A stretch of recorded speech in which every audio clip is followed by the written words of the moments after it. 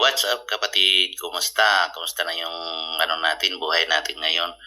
So dito kapatid, mayroon tayong sale na minomonitor kasi nagkaroon tayo ng chance na mag sale limit kapatid. So dito kapatid ay yung sale limit natin ay nasa 98,000 USDT, no? 98,000 USDT yung sale natin dahil nabili natin siya ng 97 USDT.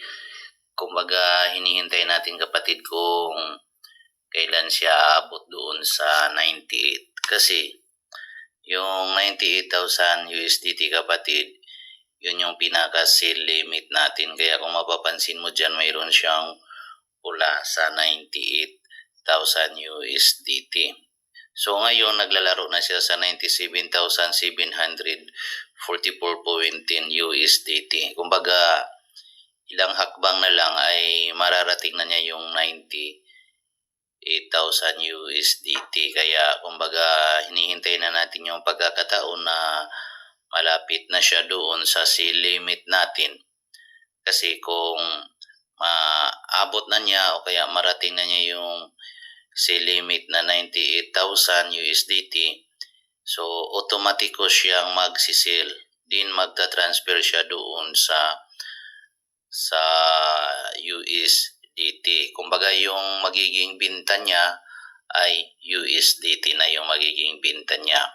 Kaya yun ang hinihintay natin na maging 98,000 USDT na siya. So ayun pumalo na nga siya sa 97,800 So ayan, yan yung napansin natin dyan. Kumbaga 200 na lang ay mararating niya yung 98,000 USDT. Ganyan kapatid yung pag nagsisale limit ka para makabay ka na naman uli doon sa coins na gusto mo namang bilhin. Kumbaga, ang pinaka-technique dito kapatid, buy low, sell high. So, dyan sa binili ko ng 97,000 USDT at ibibinta ko naman siya ng 98,000 USDT.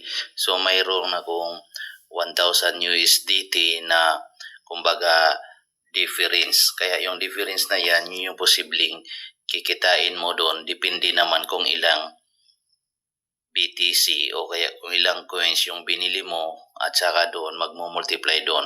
Kaya dito kapatid, sa pagsisiling mo lang dito, pwede kang kumita ng 500, 1,000, 1,500 o 2,000 depende sa sale limit mo kapatid. Kaya kumbaga dito nasusukat yung patience mo.